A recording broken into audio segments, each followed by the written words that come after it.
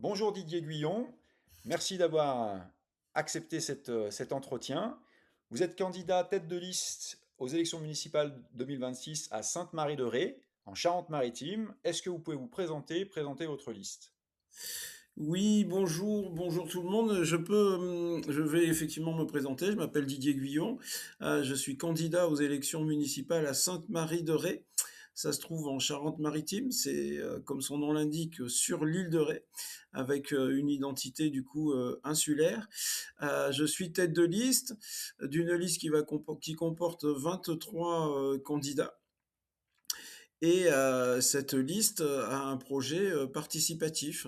Pas que, mais on a une dominante sur un projet participatif. Nous étions déjà présents aux élections de 2020 et nous sommes là en 2026 sur les mêmes bases avec un projet qui est quand même renouvelé, amélioré et qui s'est adapté puisque les élections précédentes, c'était il y a 6 ans. Très bien, alors justement, le projet participatif, la question de la démocratie, c'est ce qui nous motive à aller vers les candidats. Si vous êtes élu, comment vous entendez améliorer la démocratie locale à Sainte-Marie-de-Ré?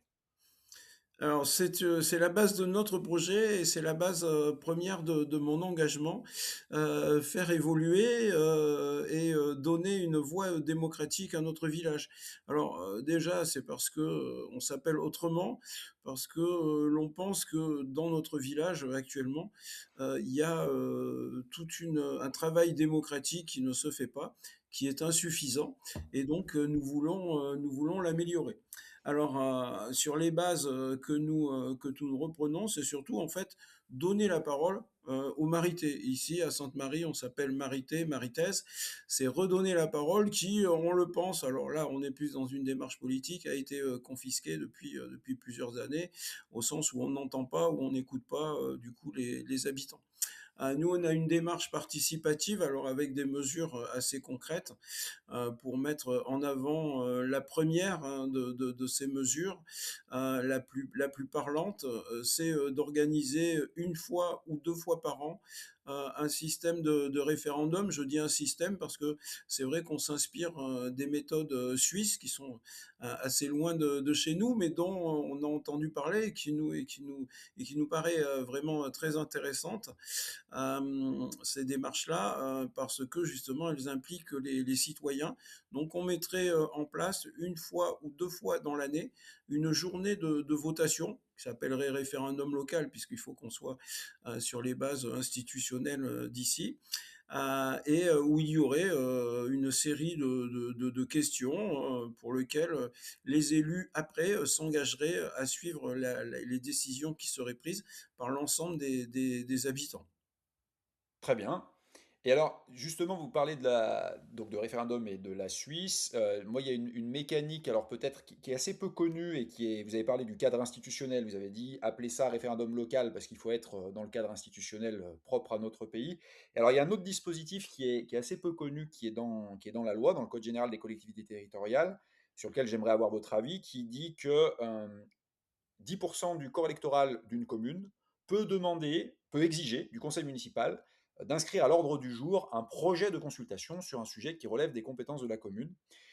Donc, les 10% du corps électoral peuvent exiger cette consultation. Par contre, le conseil municipal n'a aucune obligation légale d'organiser la consultation, d'une part, et quand bien même il déciderait de l'organiser, aucune obligation d'en respecter le résultat. Et alors, il y a certaines communes ou certains candidats qui projettent d'essayer d'aller un peu plus loin, mais purement sur un engagement moral, en disant, bon, et justement pour s'inspirer de ce qui se fait en Suisse, où là, en fait, en Suisse, la mécanique est pleine, c'est-à-dire que vous avez la pétition qui donne automatiquement lieu à référendum si elle atteint un certain seuil, c'est-à-dire que les élus ne peuvent pas s'en mêler. Est-ce que ce type de mécanique où moralement on va un peu plus loin et on dit bah, si on a un certain pourcentage d'électeurs qui nous le demandent, alors on s'engage à organiser la consultation et si elle est dans le cadre des compétences de la commune, à en respecter le résultat. Voilà. Qu'est-ce que vous pensez voilà, à chaud d'une mécanique de ce type-là? Alors, je ne connaissais pas, en tout cas à l'échelle locale, hein, à l'échelle des municipales. Ouais, ça me paraît, hein, je vais parler aussi au nom du groupe, hein, tout à fait correspondre à notre état d'esprit sur le fonctionnement de notre commune parce que, aussi dans nos projets, on veut prendre en compte les pétitions. Donc, comment prendre en on l'a pas défini ce que c'est que prendre en compte une pétition parce que, bah, on peut faire une pétition à 10, 15 personnes, mais, en tout cas l'expression, des habitants, nous on veut, en tenir compte. Donc, bah, ce qui est exposé là, oui, oui, c'est des choses auxquelles on serait favorable, même si on aurait besoin de voir le dossier, bien voir le contenu. Je ne veux pas m'engager pour une équipe sans Bien qu'on ait sûr. vraiment travaillé, ce sujet-là. Mais ça rentre tout à fait dans l'état d'esprit de ce que l'on veut faire, où par exemple, nous, au conseil municipal, on veut ouvrir, ça, aux habitants, aux citoyens qui seraient là. Alors en fin de conseil, où par exemple on pourrait venir, y poser, des questions. On veut respecter, bah, le contexte et le règlement, institutionnel, mais chaque fois que la parole, pourra être exprimée, oui, on voudra qu'il y ait une expression, des habitants et sur le principe, évoqué, voilà, je peux m'engager sur le fait que c'est un principe qui rentre tout à fait dans ce que l'on a envie de mettre en place, pour notre commune, sur le plan de la participation citoyenne. Très bien. Alors, donc sur le cadre, ça va me permettre de faire la transition avec ma dernière question qui concerne le niveau national, parce que là, on a parlé du cadre institutionnel, respecter le cadre institutionnel, et ce cadre institutionnel, évidemment, il est fixé au niveau national, et il est fixé, eh bien, par nos élus nationaux, très influencés évidemment par le président de la République, la figure du président de la République, ce qui m'amène à la question sur le parrainage à l'élection présidentielle. Et donc, c'est un sujet qui nous intéresse parce que c'est un sujet qui est généralement absent du débat municipal, alors même qu'il concerne directement les maires. En France, le droit de parrainer un candidat à l'élection présidentielle est réservé à certains élus, en particulier aux maires. C'est donc une responsabilité nationale qui est confiée à des élus locaux. L'élection présidentielle reste une élection qui est très importante dans notre système politique, qu'on le regrette ou non. C'est celle qui mobilise le plus les citoyens. Le niveau de participation est en moyenne nettement plus élevé que lors des élections municipales, par exemple. Dans le même temps, on observe qu'en 2022, une très grande majorité de maires, plus de 7 sur 10, ont choisi de ne parrainer aucun candidat.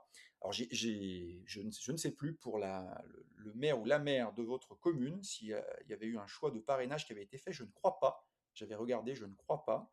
En tout cas, parmi ceux qui décident de parrainer, la très grande majorité accorde leur signature à des candidats issus des grandes formations politiques, ce qui contribue mécaniquement à reconduire élection après élection la même offre politique. Donc ma question pour vous, c'est est-ce que c'est un sujet auquel vous avez déjà réfléchi? Savez-vous comment vous prendrez votre décision le moment venu si vous êtes élu maire? Sur quels critères déciderez-vous d'accorder ou non votre parrainage à un candidat à l'élection présidentielle? Oui, c'est une question auquel, j'ai réfléchi, personnellement. En fait, c'est pas quelque chose qu'on a réfléchi, dans l'équipe. On est vraiment sur un projet, très local avec des préoccupations locales, de l'aménagement de la commune, des choix que l'on peut faire, des choix budgétaires.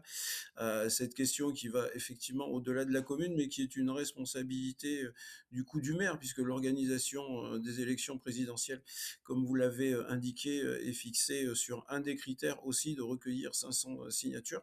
Alors le chiffrage de 7 sur 10 qui ne parrainent pas, je le connaissais pas exactement, mais je savais qu'il y avait de très nombreux maires du coin qui ne s'impliquaient pas. Alors ça ne sera pas mon cas. Moi, je m'impliquerai, dans ce dispositif. Voilà, je pense il y a effectivement, il y a quand même 2 choses. C'est une proximité dans la sensibilité politique par rapport à un candidat. Donc est-ce qu'on fait une signature, de soutien, politique, de projet politique, ou est-ce qu'on fait une signature de soutien démocratique? Je me rappelle aux les dernières élections, sur la fin des sur la à l'approche du délai où des ce qu'on appelle des grands candidats n'avaient même pas les signatures. Je trouvais qu'il y a eu un élan démocratique où des maires sont venus en disant: «Voilà, pour la démocratie, je vais donner, ma signature, mon parrainage, parce que tel ou tel candidat ne sera pas, représenté». Moi, je signerai, alors sauf si en réalité aucune proposition ne pouvait être satisfaisante, mais je sais qu'il y a beaucoup de futurs candidats qui s'approchent qui font des rencontres, en fait, des pré-parrainages. Donc je suppose qu'il y aura, un certain nombre de candidats à l'élection présidentielle et je pense qu'ils vont se manifester assez vite, qui pourraient se rapprocher de Sainte-Marie de Ré.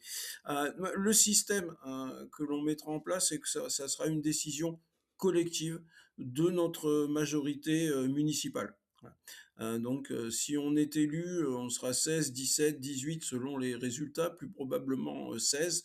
On est dans une commune où il y a 4 listes, donc, celui qui va gagner aura 16 élus, dans sa majorité. Eh bien, pour nous, ces 16 élus, se rentreront en concertation et décideront d'un parrainage d'un tel ou tel candidat. Alors plutôt sur la fin, de la période, parce que, c'est sur le principe que je disais, si quelquefois il y a des candidats qui sont représentatifs et qui ne peuvent pas, avoir leur signature, ben, c'est ce que je proposerai, à mon équipe, mais on en débattra, tous ensemble. Donc on sera plutôt dans une, position de, valider, une démarche, pas par soutien politique, mais par respect de la démocratie. Voilà. Avec, un préalable tout de même, c'est qu'on s'écarte, des, candidats et des partis, politiques qui prônent la haine dans notre pays. Donc il y aura quand même des lignes rouges, sur le choix, du candidat, que Très l'on bien. pourra parrainer par ma signature. Voilà. Eh ben, je vous remercie pour, tous ces éléments, pour le temps que vous m'avez consacré encore une fois. Merci beaucoup, au revoir et puis effectivement à bientôt. J'espère qu'on sera au second tour et qu'on ira même au-delà et à ce moment-là, on pourra continuer d'échanger.